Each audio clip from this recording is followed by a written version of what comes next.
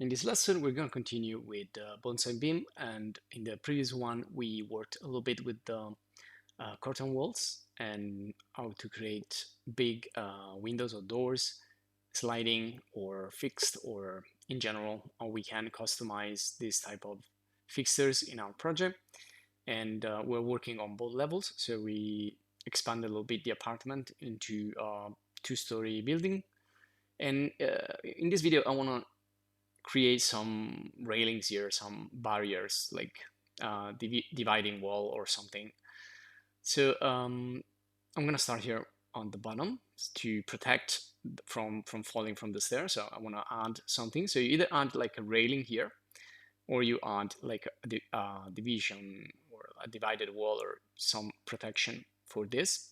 So what I'm gonna do is show you also how we can do arrays, and there are like a couple of ways we can do this.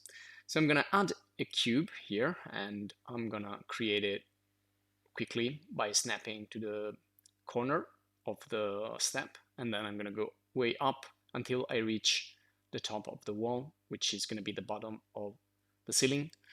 And then I'm gonna adjust this with precise measures. So I'm gonna go in the side panel, and I'm gonna go dimensions, and I'm gonna set this to be well, let's say 5 times 10 centimeters or something like that.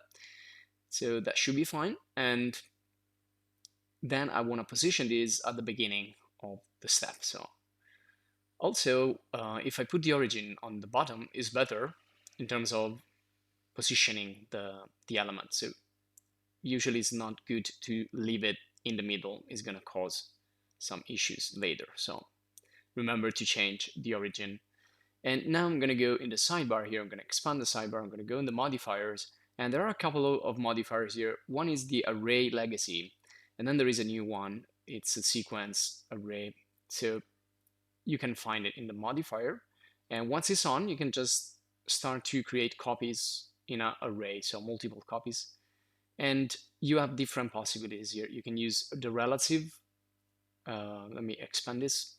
Or you have the offset or the endpoint. So offset means the distance between two, the one and the, let's say the first and the second. The final point instead is the distance, the total distance between the first one and the last one. So if here I can expand this, so I can work with the gizmos. This one here changes the number of poles or pickets, or it's like a fencing in a way. And this one here moves the endpoint, so you can decide. And this other one applies like scaling, and also you can do rotation. So it's a complete tool with its gizmos that you can use with the gizmo, with the parameters. Okay, and so I can also view this from the top and change the visualization, activating the wireframe here. So in the geometry, you can activate the wireframe, decrease a little bit the level of wireframe, otherwise it's too big. And now I can position them a little bit better. So I'm gonna increase, decrease the number in order to match the number of steps. This is my decision, but you can do, however you want. And these are just examples, of course.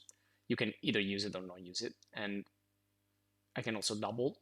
And maybe if you go in the 3D view, then you understand better the look of it, instead of just staying in the like axonometry or from the top, or other type of views. So always double check if the final effect is nice. And also here I want to go on the upper level. I want to do the same thing. But first of all, let's apply here the modifier. So once I apply, this will be considered as one single entity. So it's like a division wall in this case, a dividing set of wood poles. And I need to assign the IFC element type, so I can fix it into the IFC model for the BIM use, for the BIM information use. So it's going to be an railing type, and sometimes you find something here already, like guardrail, handrail, or Balauster, but this is going to be like a user defined, and I'll just call this wooden division.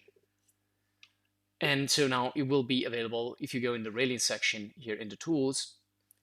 And if you go in the sidebar again, there you go. So just update, you can see there. So now I can add it directly into my scene.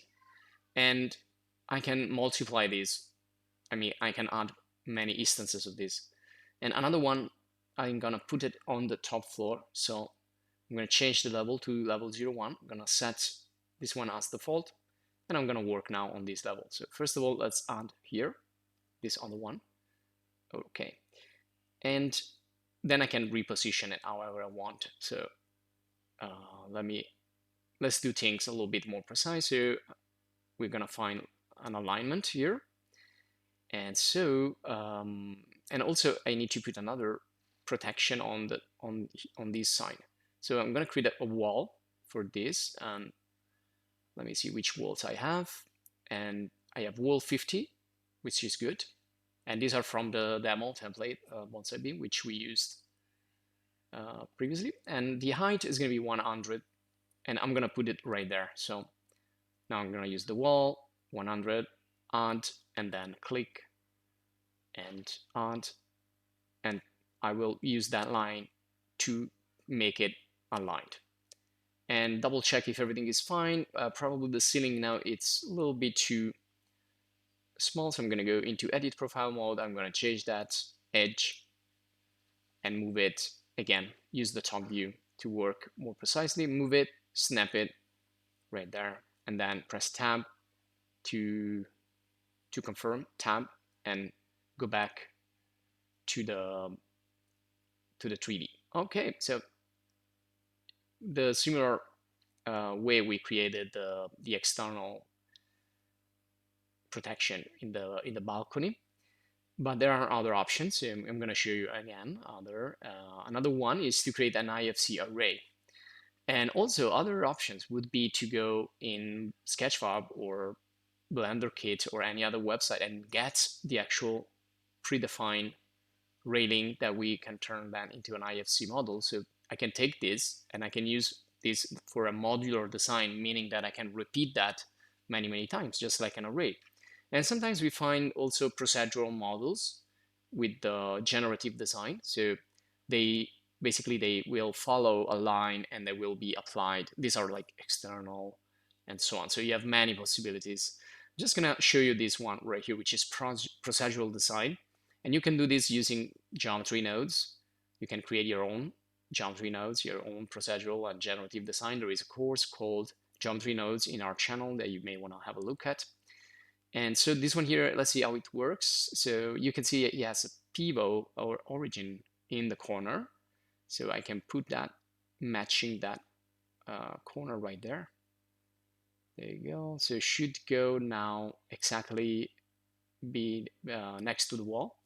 And you can see this can work on a stair, and if I go in the modifier, you can see this is geometry node. So I can either act directly on the geometry node, but I need to be a little bit expert, or I can check if we have some parameters here, and we do have some parameters here that we can change.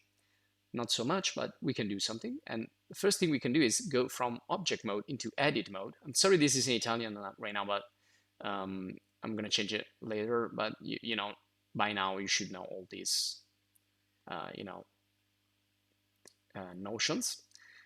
So you can see there is a point there in edit mode. So basically here we are modifying a line, and the railing is generated according to that line. So if I position the points of this line somewhere, the railing will adapt. So that's the beauty of procedural design.